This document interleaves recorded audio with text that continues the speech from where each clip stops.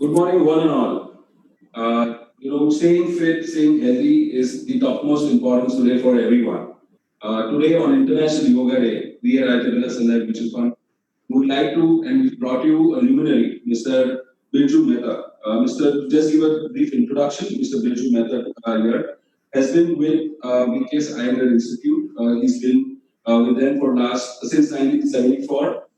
He's been teaching yoga for last 33 years. With the Yoga Acharya-ji, Mr. VKS Iyengar, he's done a lot of conventions all across the globe. He himself has been an ex-IIT Mumbai passed out, working for a multinational company for last almost 35 years. So I am proud to bring you all a live yoga session with the luminary Mr. Birjoo. Please, sir, go ahead. Thank you.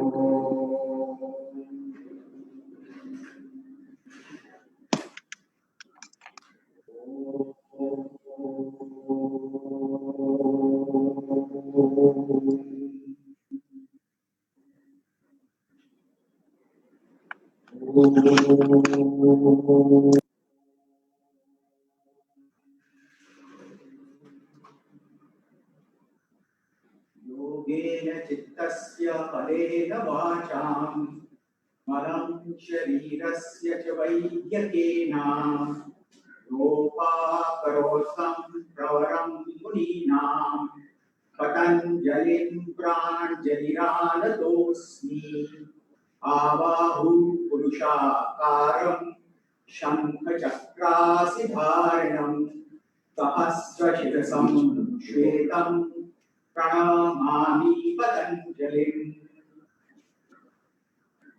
गुरुर्ब्रह्मा गुरुर्विष्णु गुरुर्देवो महेश्वरः गुरुर्साक्षात् परं ब्रह्म तस्मै श्री गुरवे नमः हरि ओम्।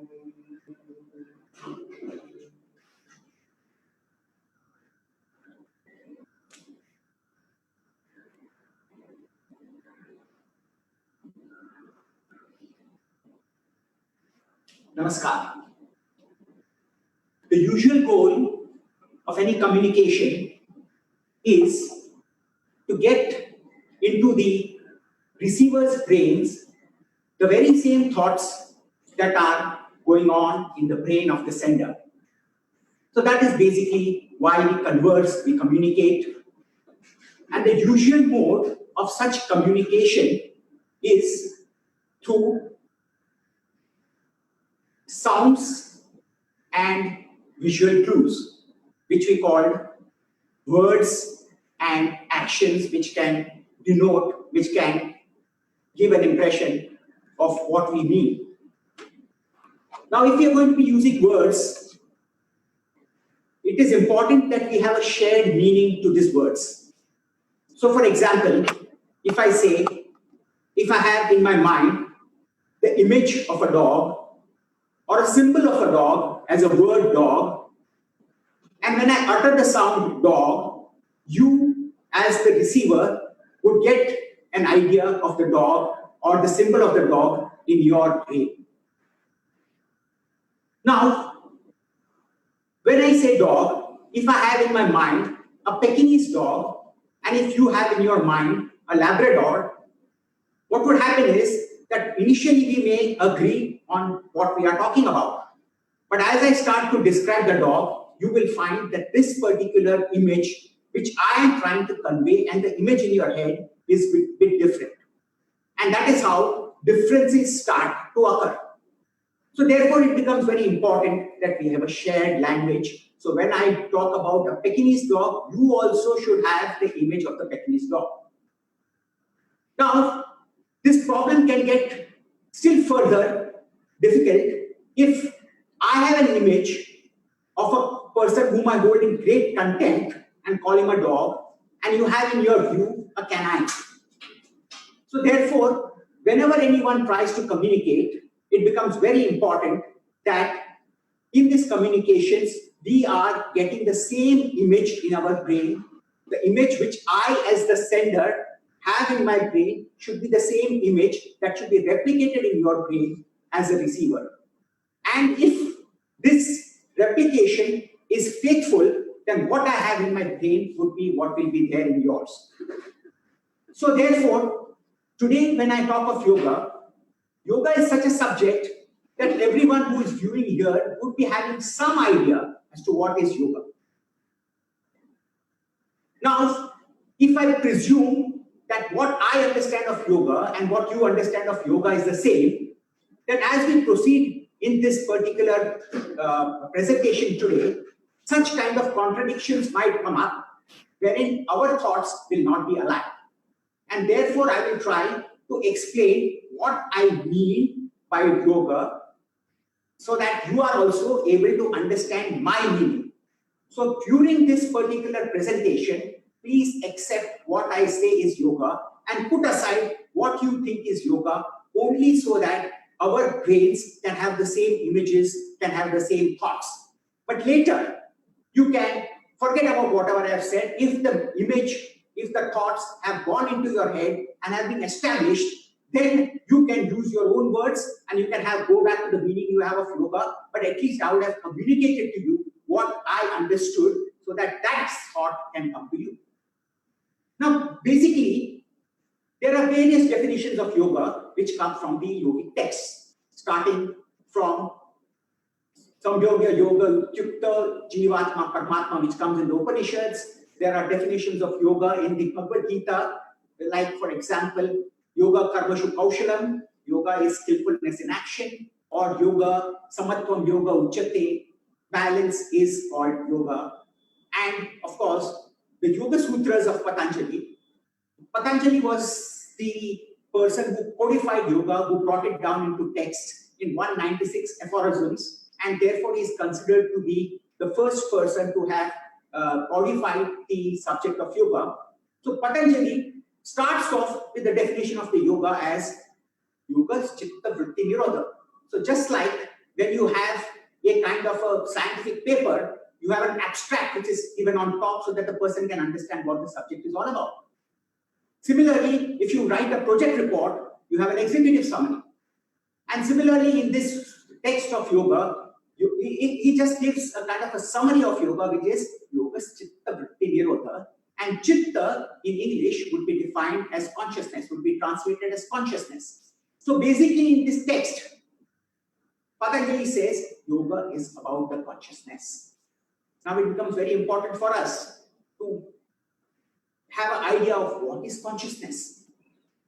Now consciousness or chitta brings about, enables a kind of an internal sense of self-awareness. I know I am because of my consciousness. I, as a protagonist, as a subject, can sense the world around me. And there is a certain sensation, feeling which comes to me. That is because of consciousness. I can change the things around me. That is because of consciousness. Volitionally, with my will, I can change the things around me. So that is volitional. I have a narrative, a sequence of events which lead me from the time of my birth to where I am today. So that gives a kind of a narration. That is because of consciousness. Now, let us take for a moment, if this consciousness was not there, there is no sense of I. There is no sense of mind. There is no perception. There is no cognition, which happens when you are in deep sleep, when you are in coma, or whenever you are absorbed in deep meditation. So this is the consciousness, and the opposite of that is unconscious, when there is no sense of I, there is no sense of realization of the sensations around you, and there is no sense or ability of a narrative of memory. So this is consciousness. So if I go by the texts of the Yoga Sutras, yoga is about consciousness, yoga is about chitta, yoga is what is often referred to as chitta, is also translated as mind. So there is, yoga is about the mind.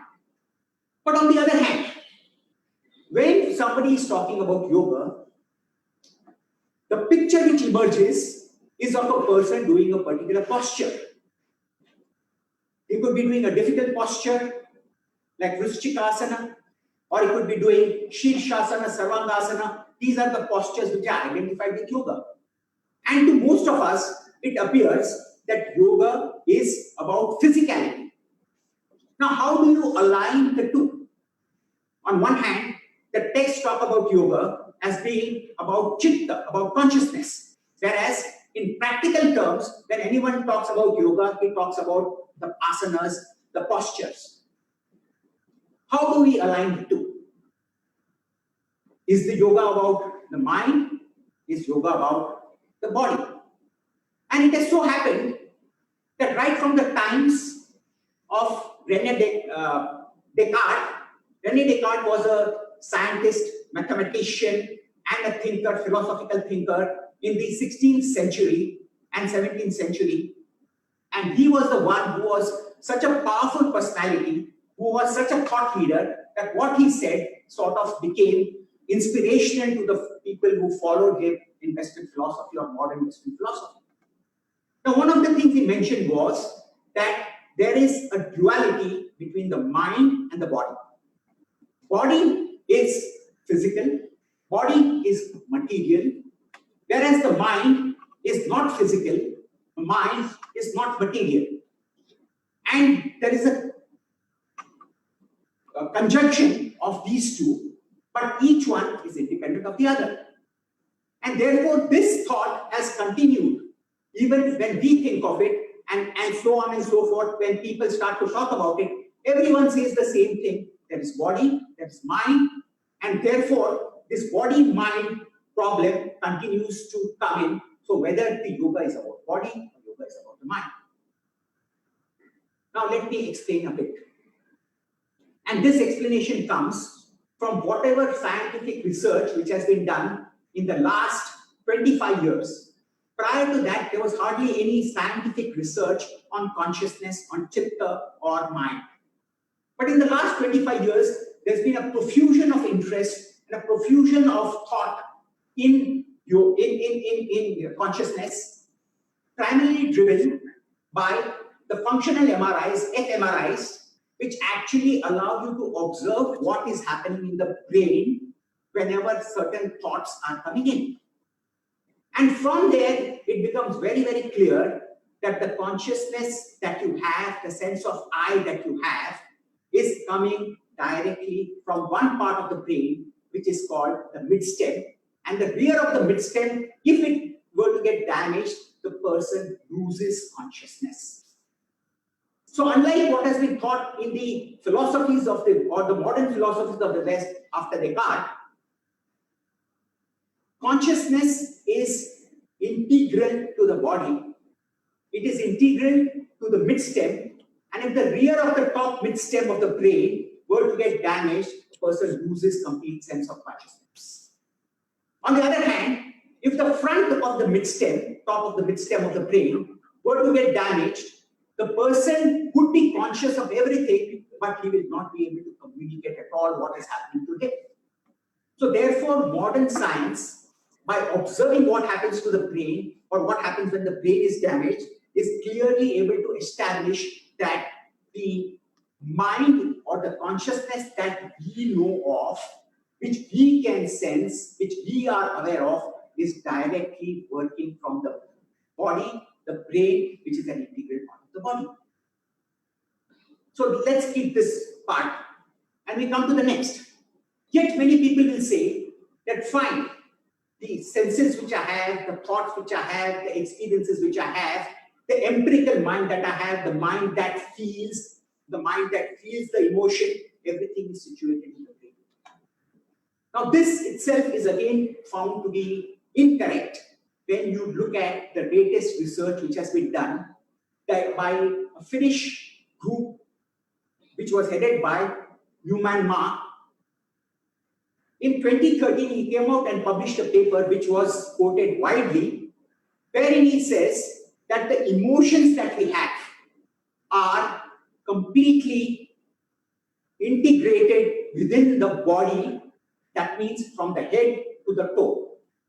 The emotions are not restricted in the brain, but it happens from the head to the toe, and it is a complete body which experiences and leads to certain emotions. Now, that was a watermark scientific research which made one understand that there is an increase in sensation or a decrease in sensation from the neutral state when you go into one emotional state or the other. And the interesting thing is, the only state where from the from the top of the head to the bottom of the toe, every part of the body is influenced and become more sensitized or highly sensitized, it is when you are in a happy state. And therefore, yoga in classical times has been described as chitta, vritti, nirodha, and one of the aspects of yoga is asana, which has been talked about as sthira, sukham, asana. Now, when you say sukha, translated into happiness, and with the modern science understanding of happiness as an enhanced sensitivity in the whole body from the head to the toe, it now means that you have to be in the state of asana, whereby you are sensitized completely from the head to the toe. So this, once you get this understanding, you will start to realize that there is no difference from the asana, which purportedly means you are working with the body, and the mind, because the mind is integral to the body, as much a part or the process of the body as digestion, circulation, endocrine systems. So consciousness is very integral to the body, and therefore when you are using your body, when you are doing something with the body, you are directly affecting the mind, because the mind is completely across the body from the head to the toe. And when you are performing any posture, yet you are completely observing from the head to the toe, complete observation. At that point in time, your mind is spread, and it gives you the sense of happiness, and it is what is defined in the sutra as sthira, stable, sukha, happiness, asana, the posture which we are going to be dealing with. So now we will start with the practical aspect. So I will call upon Tejas to come and stand in front of you. Now, when one is standing, one thinks that whatever way you stand is standing. That is Tadasana. But now, if you have seen the movie, Uri, which talks about how's the Josh, what happens to the people who are standing there? Then you say, how's the Josh? You see his chest. How's the Josh? How's the Josh? And when he says, you can see how his body is now shaped. Now, when this happens, he is directly working on the chest, and this is going to work on his emotions of courage.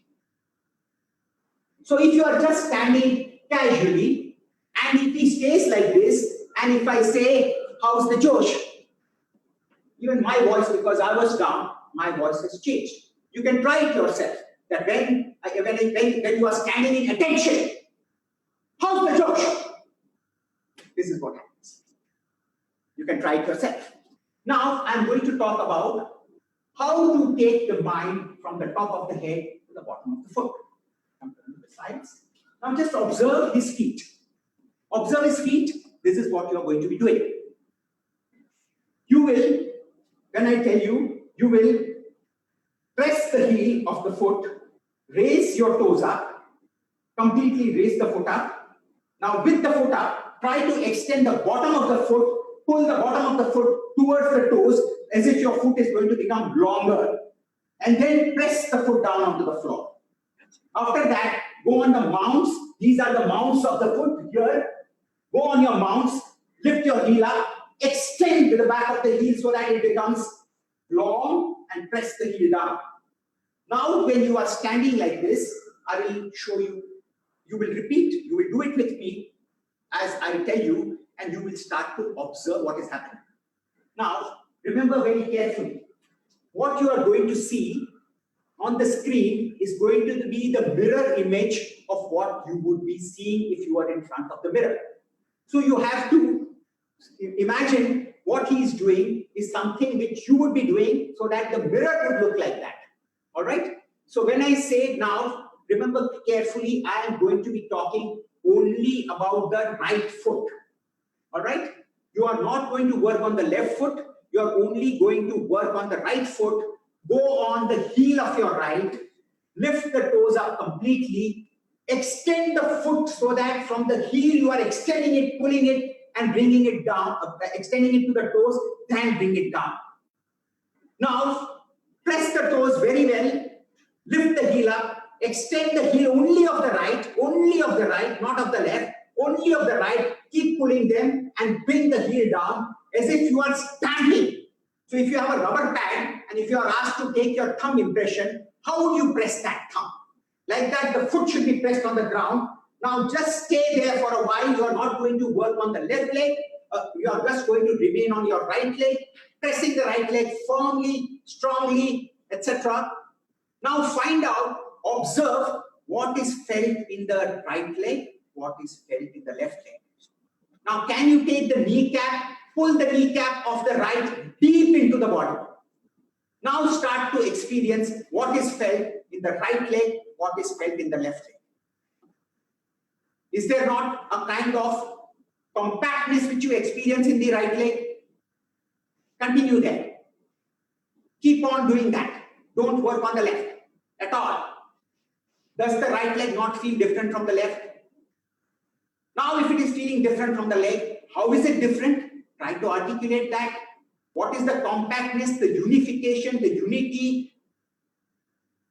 How the leg of the right feels uniform from the back to the front, from the periphery to the core? How does it feel uniform?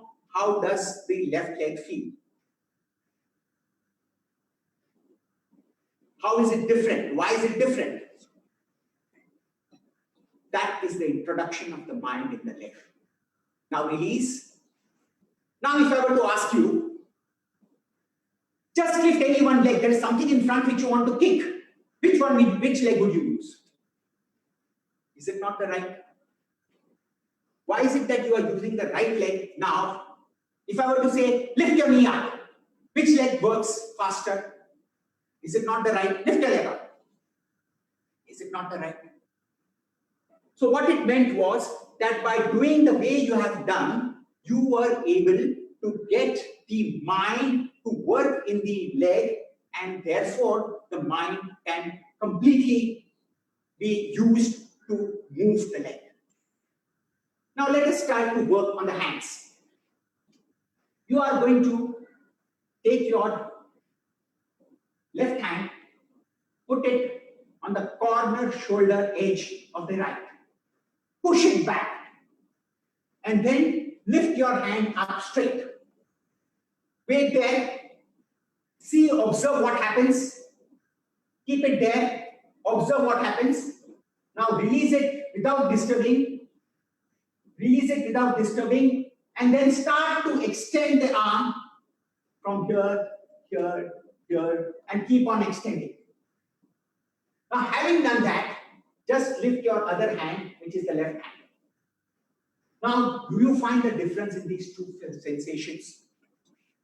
Do you find compactness here? Do you find that on this hand, your left hand, there is no compactness, there is looseness? There is a sensation of looseness, whereas here, there is a uniformity of sensation. Keep it there. Continue there. Don't change here. Keep it there. Keep it there. Keep extending. Then release the arms. Now feel the sensation which is felt in your right arm. Feel the sensation in the left arm. Which arm feels alive? Now if I were to ask you, just like what I asked you to do on the leg, you want to reach out for any object. Which hand do you use? So reach out. Why is it that this hand does not contribute, but this hand contributes? That is because the mind is there and the mind has extended from the core to the periphery. And in an asana, when there is an extension of the mind from the core to the periphery, the body and the mind become integrated fully. Integration is yoga. So the body and the mind get integrated fully, and in this integration, you will find that there is no duality. The body-mind duality ceases, and this comes in the definition of asana, wherein it says, "Atho dvandva anabhigataha." The dualities of body-mind cease, and the body and the mind are experienced to be integrated, and they just don't remain separated, like what was said by René Descartes, that there is a body and there is a mind. Body is physical, mind is spiritual. That is completely negated by the experience in the yoga, that body and mind are one, and therefore when you work with the body in an intelligent manner, you are going to experience the unity of the body and the mind, and the duality ceases. So that was the first course that we had done in. Now you will see a very important aspect of yoga. So if you focus on the eyes, right? Now if he is loose in his body, his eyes become dull. Now, the moment he becomes sharp in his body, his eyes become still. When you are sharp in the body, when you are standing at attention, there's a reason why they say attention, because when you are attentive, you are focused. So in military school, when they say standing attention, the moment it comes like that, your mind becomes focused. Now the next pose which we are going to do is known as Vrikshasana. And if you were to say, okay, let your eyes eyes just wander, try to take your right leg up, stand on your left leg, and see, raise your arms up, see the instability which comes. But the moment you focus your eyes on somewhere far away from you, at a point at infinity, find out how your body gets aligned, how your body becomes stable, how your body remains balanced on one leg. But the moment the eyes wander, you'll find yourself shaking. So the focusing of the mind works directly on the body, and keeping the body sharp works directly on the mind. So there cannot be any duality that yoga is to be done for the body or for the mind, or asana is to be done by the body, for the body, but not for the mind. And maybe meditation is to be done for the mind, dharana is to be done for the mind. This is all bogus. Body and the mind are one, and asana is done for the mind as much as for the body, because both are integrated. Now we are going to be doing a pose called Utthita Trikonasana. So just see there, you are standing there in the center, spread your legs 3.5 to 4 feet apart, take your arms to the sides. Now wait there. Now there is, what I will be telling you is, you will be taking your right foot and turn it so that the toes are facing the side. Take the left foot and turn the toes slightly in, heels out. Now, if I were to tell you, go down into this pose, which is called Trikonasana, just stay there.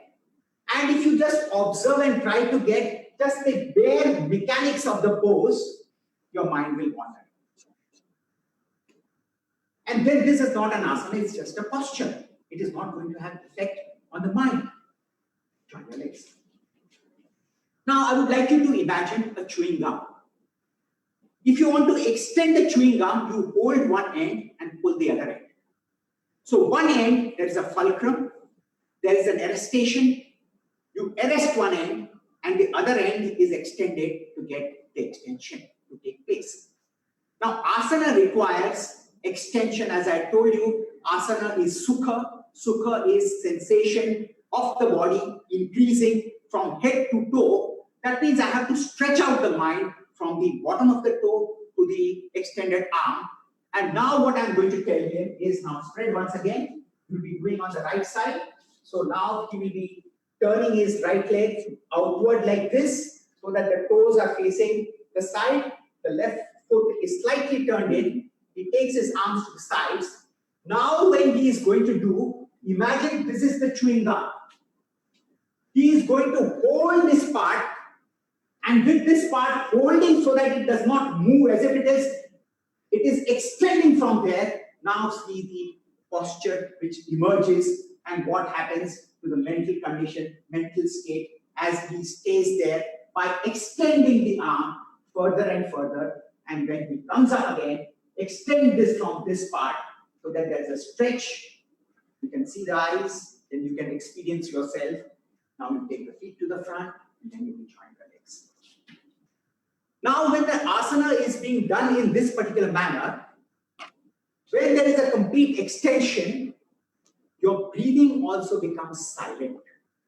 And when the breathing becomes silent, you are going to have the silence, stability of the mind.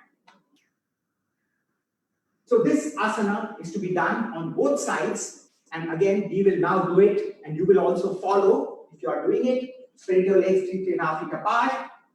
Take your arms to the sides. Don't feel loose in the arms. The arm should be very, very firm. This time, it is the right elbow which should be very, very strong, as if it is extending and pulling. And this should be pulling to the other side. And then as you go down, you will see that there is a rhythm. In that rhythm, when you stay there is stability. Now you can turn your head completely to look at the ceiling. Those of you can. If not, the others can just keep it looking there. And therefore, you will be able to remain till such time in a quiet state, stay there, and then come up by extending from there. Keep to the front, and then you can join your legs and stand there. Now, the moment you say attention, your breathing will become softer. So you can stay there for a short duration in Tadasana. Now, what has happened to your feet? Are your feet as sharp as they were when you had started? Or can you just bring your heel down, extend the toes, bring the toes down, lift the heels up, extend the heel, and so on? Remain there. See whether you start to get focused. Is it not happening on the mind level? Now, while you are recovering, you see, there are so many things that we observe in our daily life which will make you to understand that the mind is integrated to the body. But yet, because of the fact that we have been brainwashed into thinking that the mind is something different, something non-physical, non-material, that in spite of seeing it day in and day out, we do not realize that the mind is an integral part of the body. Now, suppose a person takes a lot of drinks very quickly, and the what you would call alcohol level in the blood, which is called blood alcohol level, increases to more than 0.2, 0.3. What happens to his mind? Does his mind not get depreciated in its potentiality? Is it not impacted? So if mind and the body were two independent aspects, one not really having any effect on the other, how is it that by consuming alcohol up to a certain degree, your mind stops functioning? Or some of the functions get dropped? Why is it that sometimes you enter into a state of blackout when you have consumed drinks too much, and the people will tell you in the that yesterday evening you did all these funny things, yet you remember nothing of it? So if the mind and body were separate, would you not be able to remember everything? Why is it that it is not there? So understand that in daily walks of life, all these aspects become very, very clear, yet we have not accepted that because of the constant drumming in of mind being different from body. Mind is superior to the body. Mind is actually very much a function of the body. Now we will go to the next pose, which is called Virabhadrasana 1. So you will turn to your right side, okay, and then take your right leg forward, Take your left leg back, lift your arms up. Now, let us understand what happens when he bends his leg into what is called Virabhadrasana 1. Just wait. There is a motion of the body towards the knees, and therefore his head, his trunk, everything moves to the front with the motion. Again, observe how, same side again. Now observe, even you can try now. Take your arms up. Now bend your right leg and see how the trunk, the body, the head, even your sensation in the head comes to the forehead, not at the back of the head. And then come. So your mind moves with the motion. When the mind moves with the motion, it does not expand, it just shifts. It shifts in the direction of the motion. Now what you have to do is, when you repeat the pose, now be very, very focused on the heel and see that whatever happens, the heel is not going to get lifted off the floor. The back of the knee of the back leg is going to be extending and lifting up. With that attention, move so that this part gets arrested and fixed and this part starts to move, so that in this movement of the knee, there is a stability of the body and extension of the mind from the bottom of this foot, the heel, right up to that toe and up to the top of the arms. Stay there. The final pose is when the head is lifted up. Now we can come up into the front and then go on to the other side.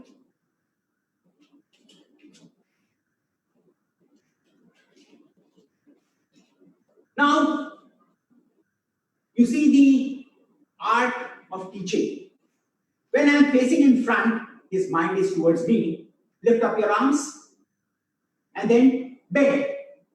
He comes towards me. But if I were to go behind, come on. Now he hears my voice from behind. Now when I say the back leg should be lifted, bend your front leg, see what happens.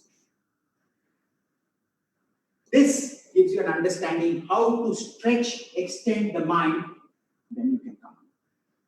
Join your legs, face the front. Now, today, I'm not going to be covering all the poses, but what I will try to do is cover one or two poses of each type. So these are what I would call index poses. Just give you an idea that there are a certain class of poses which are done while you are standing. Now, next, what I want you to do is, first look, recover your breath while you see what is going to be done next. Tejas is going to be doing Adho Mukha Svanasana. See this action. Now, what is going to be done is, his legs are slightly apart, which I'll show you from the back side, but just watch how the heel is grounded, how this is lifted, this is straight, how this is also straight, so that this straight line meets this straight line right at this point. So this is what needs to be done. Now come on. Do it on this side so that you can show the feet.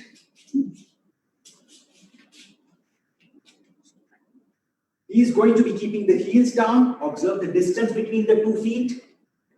Now, how he is going to, you will observe how the legs are going to open up from the back of the heels, back of the knees, so that the heels gets pressed, and how the body starts to move. As he presses this heel, how the head starts to move down towards the floor. And come on. This is what you will be doing.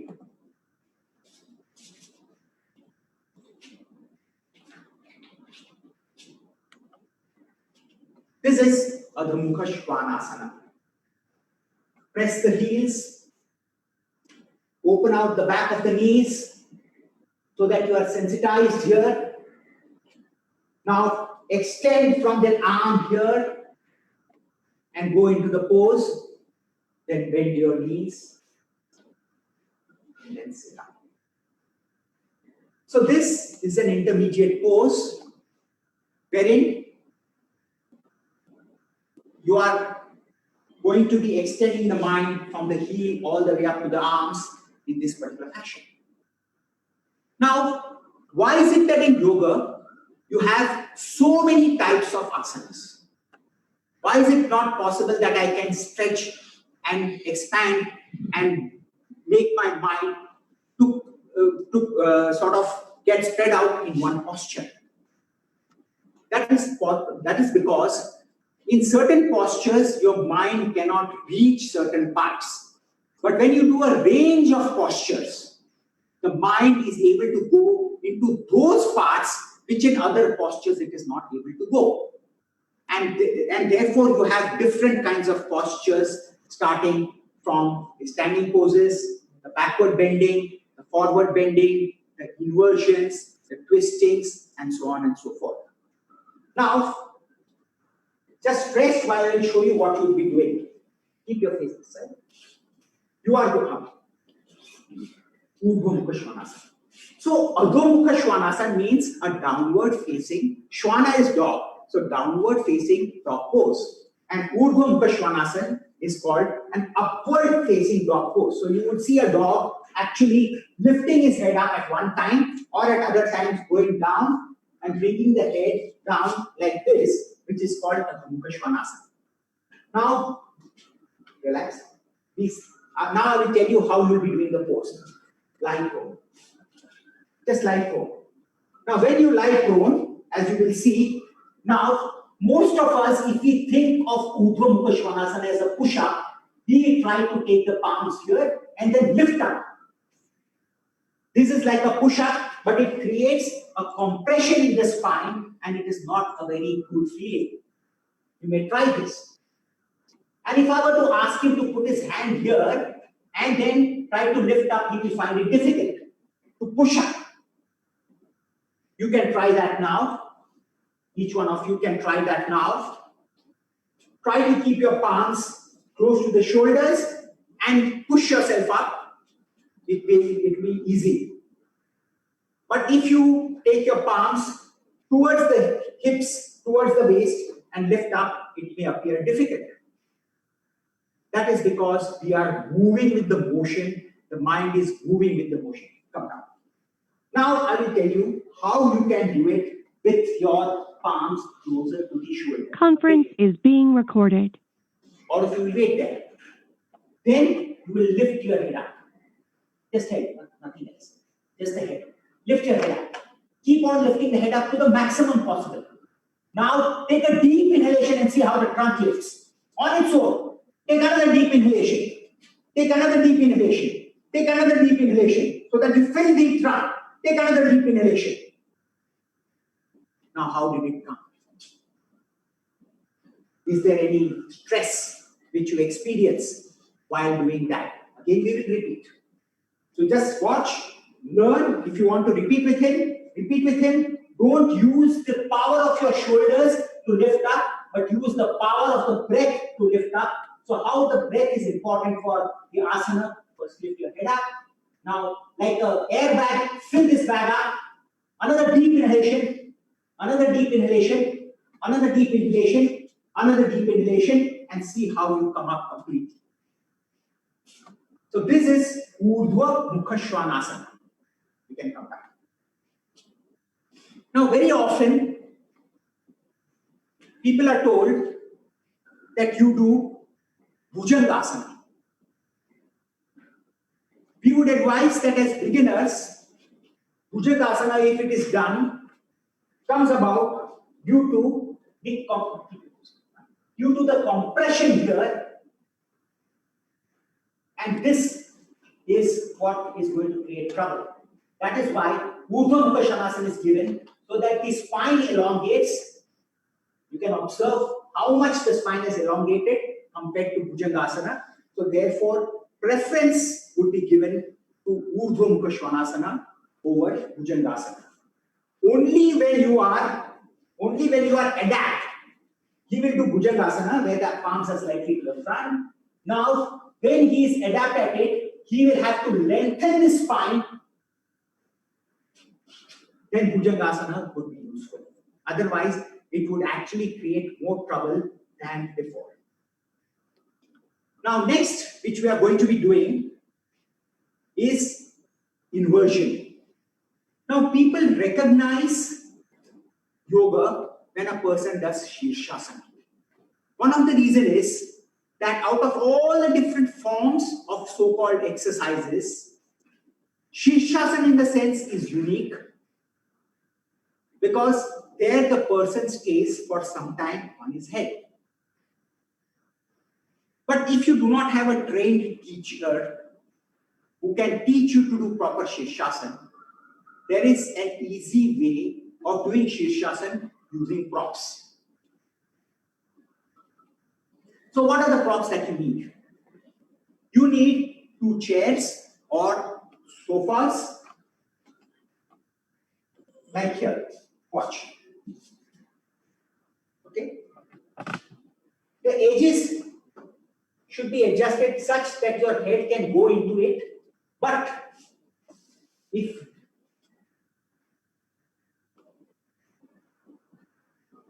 you see this, now the chair should be such that it should allow your head to go between the 2 edges of the chair, and it should only be that wide or maybe a little wider, but not this far apart so that the shoulders cannot rest. You should try to bring the chair to such an extent that the maximum part of the front body is touching and the head is able to go between the chairs. Now look very carefully which part of the body should touch. You have this bone which is called clavicular bone or the collarbone here. It is this part of the body, this part of the collarbone that should be touching the chair and not the top. If the top of the shoulders touches the chair, these are soft tissues here which would cause pain and injury if you put your shoulders on the chair at this point. Rather, you should put it at this point so that the weight can be taken by the bone and not the flesh. Now, he will be putting his head in, so you will not see it now, but when he is into the pose, you will be able to see it. Just spread your legs so that they can see the position of your head. Now see the position of the arms, he is holding the front, all right? And now he is on his collarbone. Be sure that he's on the collarbone and someone can lift him. Give me one leg. Lift him up. You are going to be against the wall, so the wall will support you. He is on the collarbones and not on the shoulders, and his head, as you will see, is down. The neck is elongated. So there is no pressure on the head, and one can learn to be upside down like this. Just stay for a certain time, keeping the eyes open. Now, when you start getting the feedback from the eyes for the first time when you are upside down, that may cause some confusion. But you still have to keep your eyes open and get used to it, and soon you will find that this particular position is as natural as any other. Incidentally, after you do this for some time, you'll be able to read upside down, a book kept upside down very easy. But apart from that, now, as he's saying, as you look at his feet are actually extending up. In this manner, you are trying to get your mind to extend from the bottom of the head to the tip of the toes. So this is Shirshasana. It can comfortably be done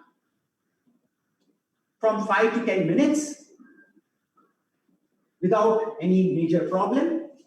And then take your one leg down slowly, not with both the legs, one leg down slowly. Once this reaches, let the other leg also go down. Stay there for a little while, because suddenly if you come up, if you feel dizzy,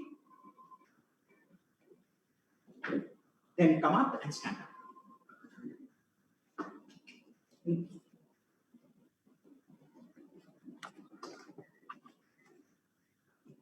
So there could be some questions. What happens if I do Shirshasana? Would there not be an increased pressure in the brain? Will it not impact negatively? So you need to understand our body is not like a bag of milk. When you turn it upside down, the milk just collapses onto the other side. the body has got what we call baroreceptors, pressure receptors. These pressure receptors, when they find that the blood flow pressure has increased, it automatically reduces the pressure by constriction of the blood vessels. It reduces the flow of the blood, and therefore these baroreceptors, which are also situated in the neck region and other regions, will actually bring down the blood pressure so that it does not affect or give a negative feeling. But on the other hand, there's a feeling of quietness and stillness. So do not go by the thought that inverted poses are going to give you trouble. For a long time, people thought that if you do Shirshasana for more than 3 minutes, it's going to knock you out. That's not the case. Just yesterday, I had done for half an hour without any problems. Now, the next pose is Uttanasana. So you will go in front of the chair, all right? Keep your feet slightly apart, go down, and rest your head on the chair. Forehead. Rest your forehead on the chair and remain.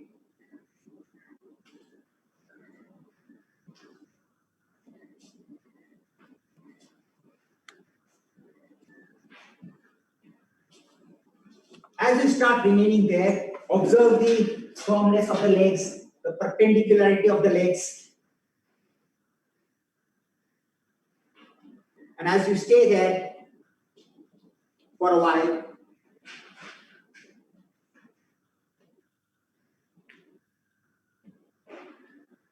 this is Uttanasana.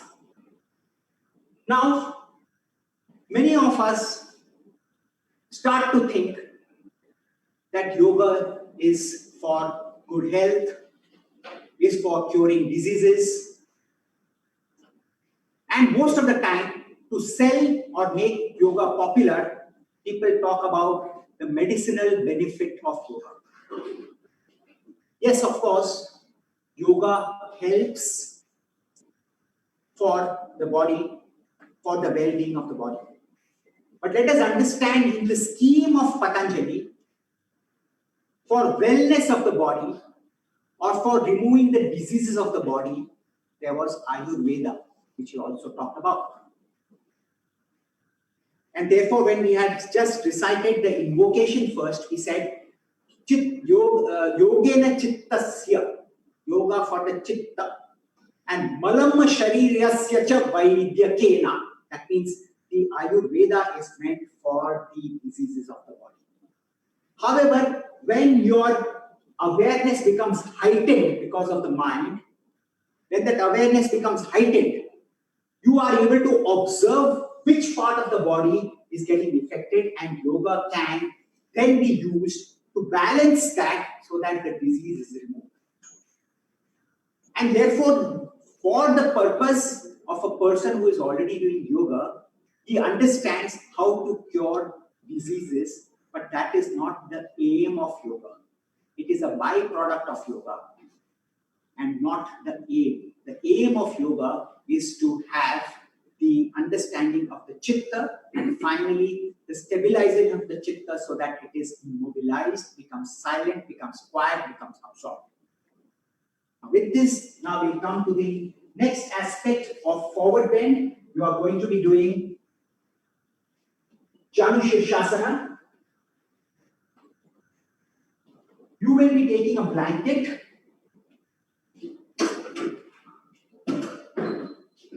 Sit there. Now, why is this blanket given? Because if you do not have sufficient height of the body, when you try to bend, then this part bulges. So this part bulges, which gives you back pain. Now, in the forward bend, this part should not be bulging. This part should remain flattened. Now, as he said, just observe how this is slightly rounded, but the moment he sits on a height, how that part becomes straight. You may also use You may also use a height like the bolster.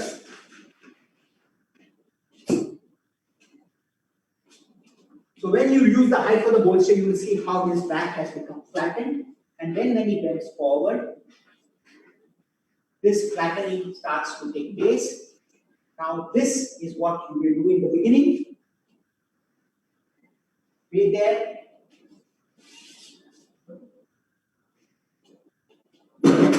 Now see how he has bent his leg, which I will show you from the front. Now come to the front, sit here so that this leg can be seen. On the blanket or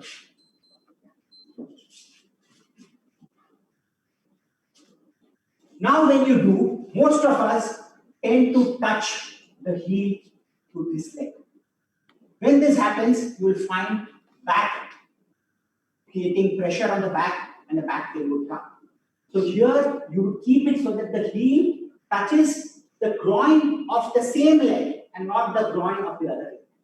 When this is done, then you will be able to bend forward and stay there. If you are not able to stay that much, and then rest your head. So this comes in the group of asanas which are called forward bends. In case you are not able to do it, you can rest your head on a chair also.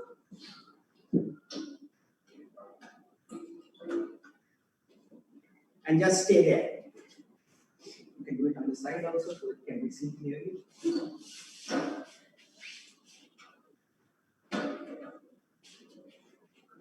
Adjust the heel so that it is touching the groin of the same leg. The heel is touching the groin of the same leg, and then you could rest.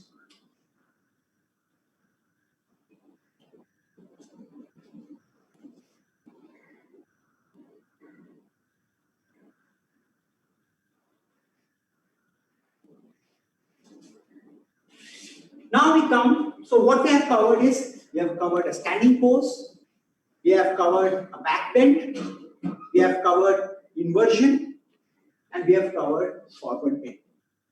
Now we come to a class of asanas, which again, unlike inversions, are hardly ever seen in any form of exercises, which is called the twisting exercise or spinal twists. Yeah. You are going to be using the chair. Sit in front of the chair. I will show you the back also, and you are going to turn, and the spine is going to be twisted. Now, come on. Show the back.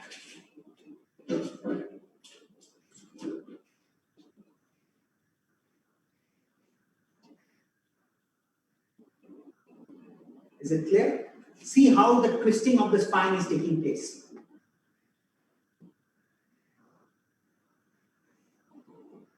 Now the front.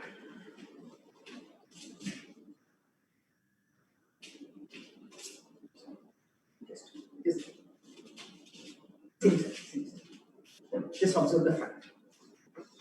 When it's turning, with this hand, which is the free end, this is the closed end, this is the open end because it can move in that open direction. This is the closed end. So now the open end is going to be pushing so that the open end is turned more, and with this hand he is going to be pulling so that this part is there, keeping both the shoulders level. You can keep the head to the front or to the sides and then keep turning and observe the sensation which is felt in the spine as if the spine is being twisted. Now it's a very interesting part of the computer. The interesting part about twisting is that it works essentially to bridge the gap between the head and the heart. You have seen many people talk about, oh, this person works only from the head. The other person works only from the heart. Either of the two brings imbalance, and it is the spine which breaks the overindulgence of one or the other, and both now start to work together in any twisting postures. This is a posture which brings about the uniformity, the balance between the head and the heart, and that is why it works straight away on the intelligence. Intelligence is the discriminatory power of the body and the mind.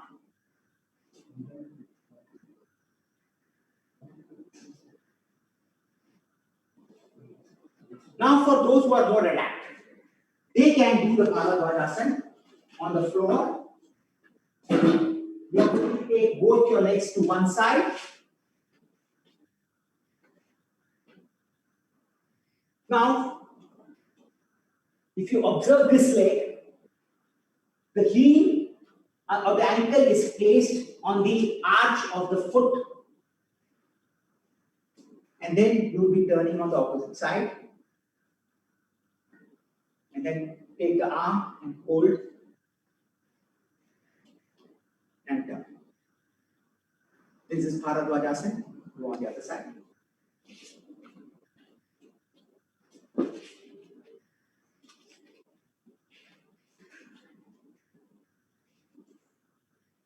And if you can hold the elbow, hold the elbow and turn. Now, rest here and turn.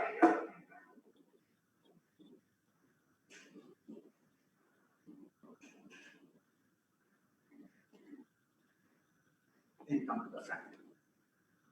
So this was the twisting pose. Now we will do something which is basically sitting poses.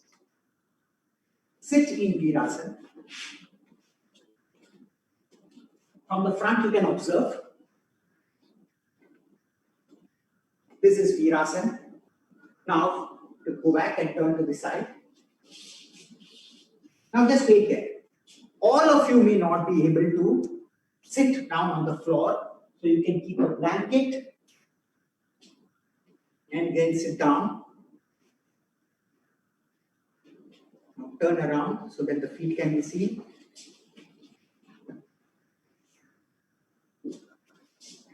Or you might use a bolster.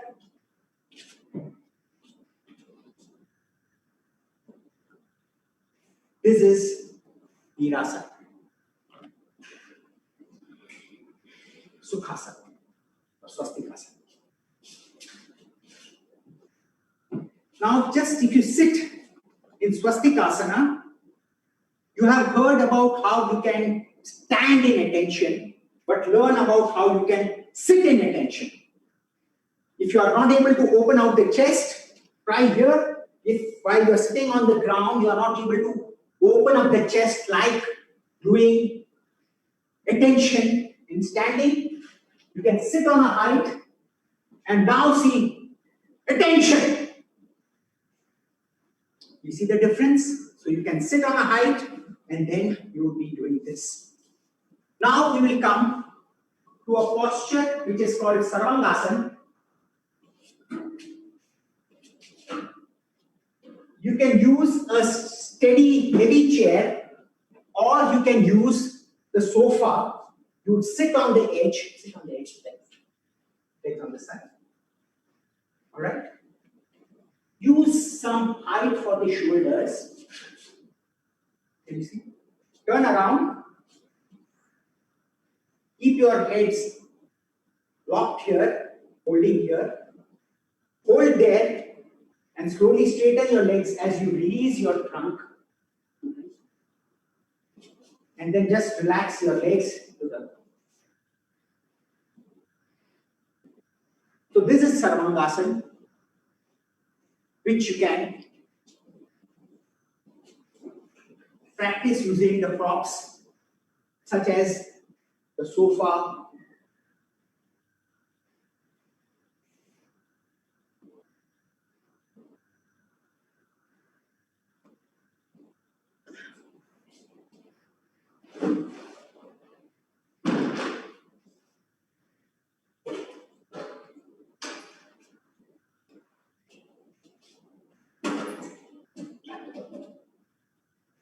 then you can take your legs onto the chair. This becomes halasana. safe way of doing it. Keep the legs straight, lifted, so that you are in that state of stillness of the mind. If your mind feels tired, then you could rest. Otherwise, keep the legs straight.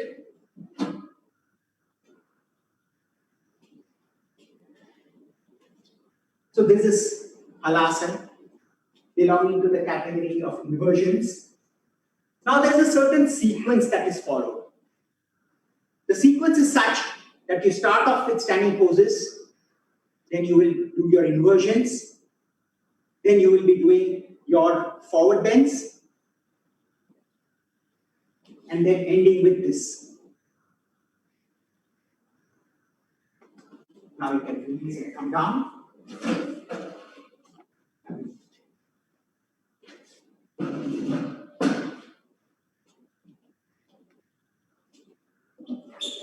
Now you will be doing shavasana.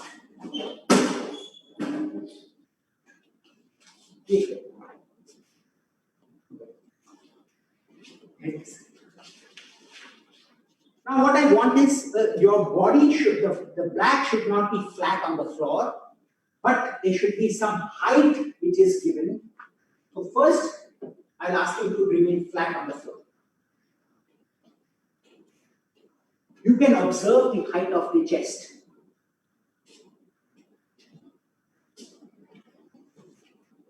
Next, I will ask you to get up.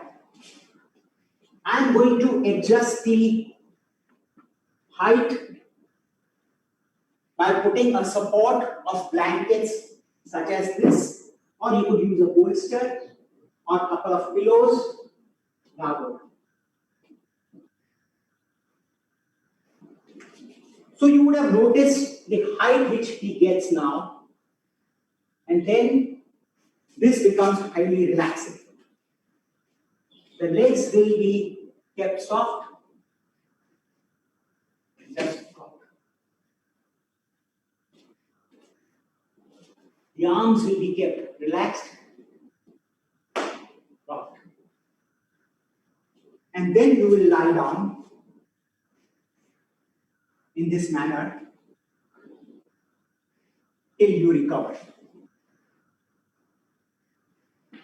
In case some of you find that your head doesn't feel rested because of stiffness of the neck, you can use a pillow .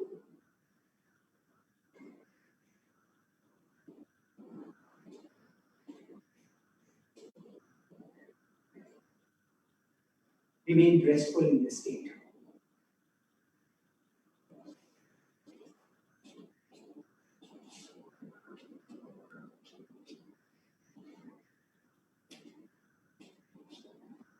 Then you can turn over to the right side, bend your knees, roll over to the right side, and then sit down. Now, many a times people talk about pranayama. Why does one want to do pranayama? Because that's popular. That's the flavor of the day. That pranayama should be done, so let us quickly go and learn pranayama. Pranayama is the foundation for the practices of dharana and dhyana, and it becomes important that when you do pranayama, your mind remains completely still.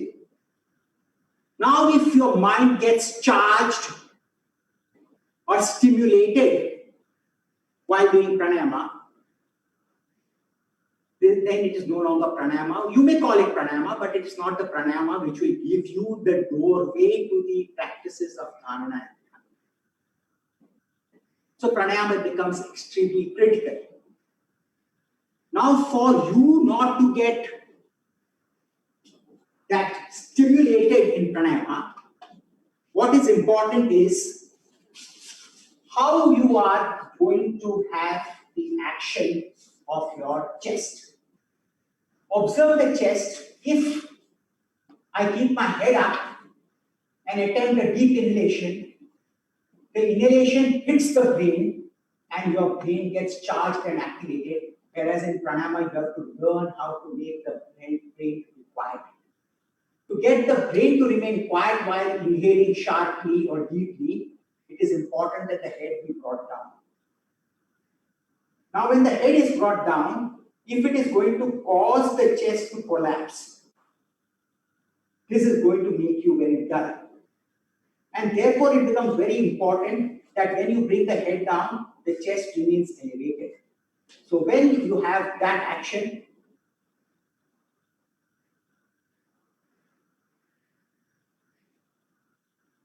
so you should be in a position to keep the chest, keep the sternum lifted, even when the head is going down.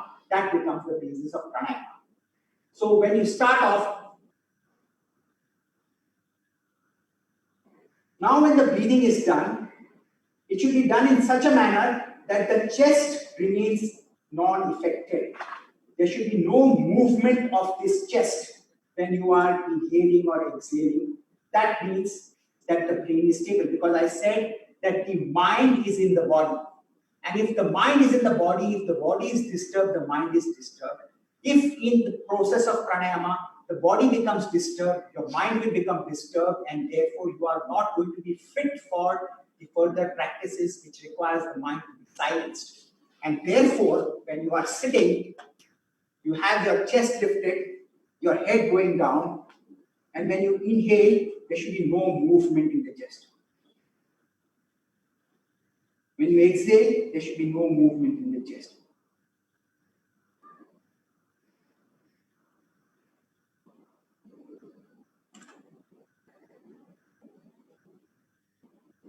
When you retain, again, there should be no movement. So if you retain the breath in what is called kumbhaka, or when you exhale, there should be no movement in the chest. So with that, I have covered the basic index poses, the single poses which sort of can lead you into a series of poses. And the reason for doing all these poses is so that you can access each and every part of your body, so that your mind can go and reach there. And when the mind is able to be felt, or when you sense the body from the head to the toe, that is the time when you are in a state of happiness. That is the time when the mind and the body are fully integrated, and in this integration is yoga. So that ends the practical part of the demonstration presentation. And now, if there are any questions, Kunal, you may ask.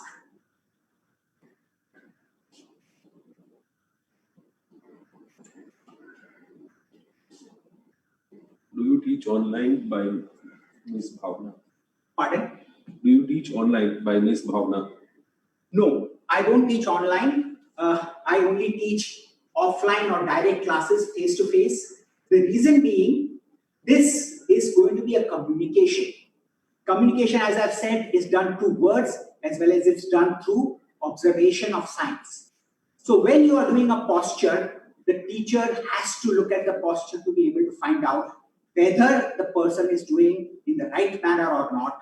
And the current technology which is available, even like Zoom and others, does not give you the full aspect of a three-dimensional body.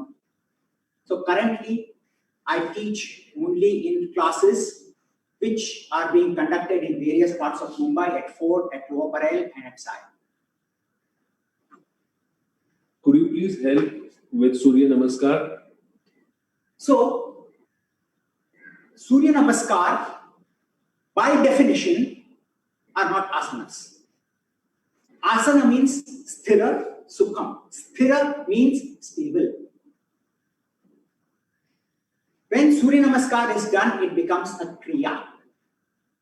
So this kriya is done, and it definitely has certain benefits, but it need not be taken as asana, but it could be taken as a sequence, a series of movement, fast movements, which would be recommended or highly recommended for people who are going to be, let's say, for example, in armed forces, or for example, those who are sports people. But I will just give a quick aspect of Surya Namaskara. Standing Tadasana, Urdhva Hastasana, Uttanasana, Adhomukha Svanasana, Urdhva Mukha Svanasana, Adhomukha Svanasana, jump to Uttanasana, take your arms up, Urdhva Hastasana, and down. So this is a series of quick movements which are essentially not asanas, but could be introduced for other aspects and not necessarily for the chitta. Just like the yoga as such and the asanas as such has got therapeutic benefit, but it is a byproduct and not the main product. So similarly, this can be considered to be part of the yoga practice, but it's essentially movements and motion, not action, which is essential to yoga.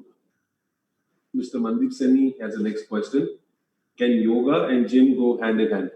Okay, so let me, yoga is not to be equated with physical exercises. Yoga is essentially about how you spread the mind, how you expand the mind, what is called chitta prasadanam. Prasada means to spread, to distribute, so that distribution of the mind takes place in an asana, which is the essential to yoga. There is nothing to say that you need not or do gym, that's up to you. That's your choice. Again, it depends what is your purpose of coming to yoga. So if your purpose is coming for health, so be it. In which case, one can work out a sequence for you so that you can then start to work on your health. The schema can be made for you. And if your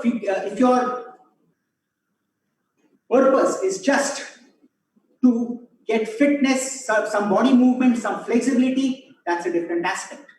But understand that soon as you start to get more and more observant in yoga, you start to work towards the quietening of the mind, because the benefits here are far more enriching. So it's like this, that when you are getting something which is much more valuable, you do not sort of focus only on those things which are like bubbles, which are transient, but you go for something which is far more enriching. So that is how it works. But to answer your question directly, go ahead, experience gym, go ahead, do yoga, and soon you can decide what you want to do. That's up to you entirely. You can do both. That's also fine.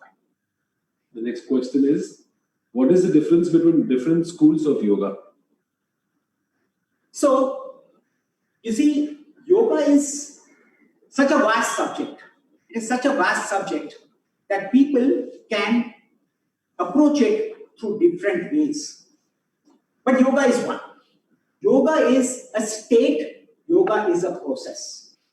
Yoga as a state is when your mind is completely stilled, silenced, in a state of joy, in a state of complete equanimity. The process of reaching that is also called yoga. So yoga is the process by which you attain the state of yoga. Now, because it is so vast, and just like you can say that you have classical dance. Now, classical dance can be of different types. You could be having Manipuri dance, you could be having Odissi dance, you could be having Bharatanatyam. So these are all classical dances. Again, in yoga, there would be certain schools wherein a certain aspect is projected and it is focused on, and which is developed by certain schools. So to that extent, there will be certain, like you have musical gharanas, you will have certain schools of yoga. But that does not mean that everything new becomes yoga. Because at the end of the day, the principle of yoga is to have a process where the mind is silenced. If that comes about, that is a true school of yoga. If it doesn't come about, if it just sort of charges you and increases your mental waywardness, that cannot be called yoga. Although people may use the term yoga, that is not yoga. Yoga will bring about the silencing of the mind. The next question is, what is prana? What is its basis? Okay. So, when people talk of prana, it should not be mistaken for shwasa. Shwasa is a physical act of breathing in the breath. So when you take a shwasa, that becomes shwasa, inhalation, prashwasa, exhalation. Now in yoga, prana has got a very specific meaning. Prana is that which moves the mind. Prana moves the mind. So it happens that when you say, for example, I'm stretching my hand. Now see how my hand extends, which means the hand cannot extend if the mind is not extending. So see how the mind extends when I take my breath in. So I've used the prana to move my chitta. Prana and chitta go together. So prana is the one that moves the chitta. It is incidental that one of the ways by which your mind can move is through the breath, and therefore you can say prana and breath go together, but breath is a subset of prana. Prana is that which moves the chitta. That's the relationship. Okay. So can you please share a couple of asanas for the kids below 10 years old? Okay. Now that's a very interesting question. One of the mistakes people make is thinking that kids or children are small adults. Children are not small adults. They have a different way of cognition compared to an adult. Now, if you were to understand the growth, the what you would call the cognitive growth of a person from the childhood to the old age or adulthood, which ends at, let's say, around 17 years, for the first 2 years, the child does not have very strong cognitive powers. And because they don't have strong cognitive powers, they'll have no memory. And therefore, it will be very, very rare to find a child who can know what has happened to him or her at the age up to 2. At the age of 2 comes the first sign of cognition of self. So this is some research which has been done, and generally between the age of 22 months to 24 months, the child starts to identify the self, the I with his body. So there are very many kind of experiments which have been done. So after the age of 24 months or 2 years, the child starts to understand that there is an I, and around this I starts to develop the cognition. The first 2 years, after the age of 2 to the age of 4, that is in these 2 years, the child explores the world through sensory objects. So this is called a kind of a cognitive development of the senses to be able to observe the world around it. From the age of 4 years to roughly around 7 years, the child starts to get what is known as a pre-operative stage of cognitive development, wherein it starts to associate it, what it is seeing around it, and things don't disappear when they go out of your sight. These kind of thoughts, etc., come in. They are able to understand concepts like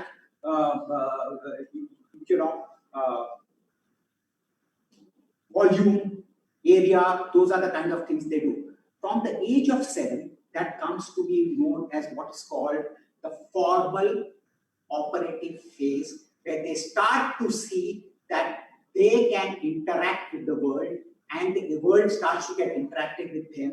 That's the time when they will start to observe and make proper squares, understand alignment. So that's the time when the child starts to learn yoga in the formal process from the age of 7 onwards. Before the age of 7, they will not have these concepts, and therefore the child may be allowed to do whatever they want. They can follow the adult and do whatever they want. You will see some things, like for example, in the Trikonasana, which he had shown, at the age of 7, they start to understand to go down. Now, from the age of 7 and 11, at this point, they can only do this. Now, if I were to tell when he goes and becomes 11 years old, I can say, straighten your leg, because there is an ability to do. Till the age of, from the 7 to 11, such kind of things are not there. So start to extend the leg, pull the leg. Now turn the chest, observe the back. These are the instructions which come at the age of 12, 13 and beyond, when the child is into what is called the formal operative phase. From the age of 7 to 13, it is called concrete operation phase, wherein they actually do and see. They cannot really have concepts. So this is how it will be done. Now let us say, for example, if he is a child of 4, seeing his parent doing yoga. So just take your Trikonasana. Keep your toes to the front. Close to the front. Now do it. Close to the front. This is how a child would do when from the age of 4 to 7, then he is in that pre-operational phase. This is how he will do. Because this concept of outing is not there. Next, when he comes to the age of 7, he will be able to understand to take the foot out. Outing is there, but straightness, turning, etc., those sense is not there. So he will be doing it like this from the age of 7 to 12. And only after the age of 12, when he enters into a formal operative phase, his chest will be opened. I can ask him to observe the back, straighten the leg, which is not seen. He can feel it. He can have the sense of straightness. So it is not so much what poses they can do, but it is how the poses are taken. Why do the muscles shake while doing yoga? The muscles are not toned. Once the muscles get toned, they will not shake. But till such time that the muscles are not yet fully toned, there will be shakiness when you stay for a longer period of time. When we eat and how much time and what to eat, if you could also give some dietary tips. So typically, especially since we have covered a wide range of bodily position, some of the bodily position requires your stomach to be completely compressed or to be inverted, and at such time, therefore, if you have eaten food, that could impact you. So therefore, keep your at least 2 hours. You can start your yoga practice or asana practice to be precise, at least 2 hours after you have taken your food. If you have overeaten, then that's not a very good feeling that you get. Similarly, don't make a mistake. In pranayama, even a glass of water will affect your breath. So when you are doing pranayama, you should be completely on an empty stomach, and especially if there are certain kriyas like the Agnisara Kriya or Uddiyana Kriya or Uddiyana Mudra, for that purpose, you need to have a completely empty stomach. As far as the food is concerned, I am not really going to tell you what kind of food you want to eat. That's entirely up to you. What is the right way of breathing while doing asanas? So when you are doing asanas, what happens is that, let me say that if I am going to do Trikonasana, if this part of my body compresses, exhalation will take place. But this happens when I'm doing this, while this part of the body is observed, exhalation will take place. But on the other hand, if I'm observing this part of the body, this part of the body is extending. Now, when this part of the body is extending, inhalation takes place. So your breath depends upon what part of the body you are observing. So if, like a normal person, I will do Trikonasana, I'll be going down like this, my mind is here, exhalation will be proper. Now, however, if I am more adept and my mind is on this side of the body, and when I do the pose, I will inhale.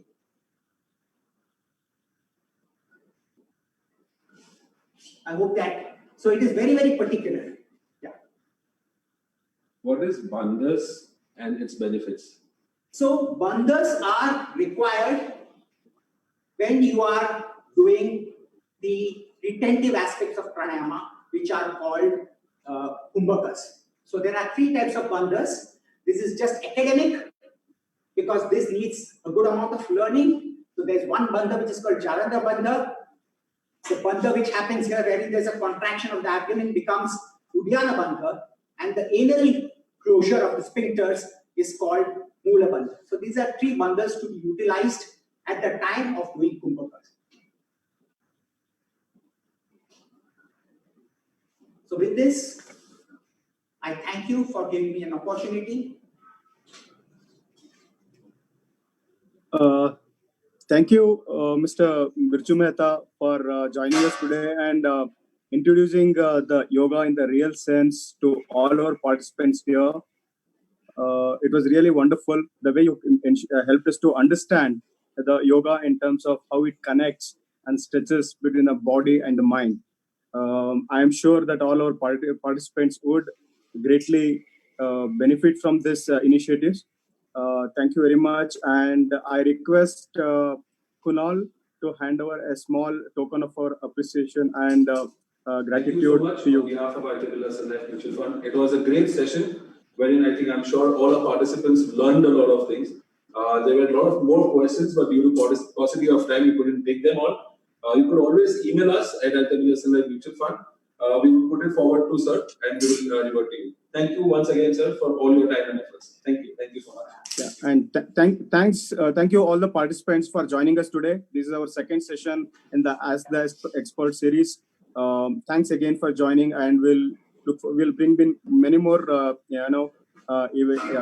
events like this, and look forward for your participation. Thank you all, and thanks to Kunal, Saurabh, the Deeptesh for helping us out putting this program. Thank you very much.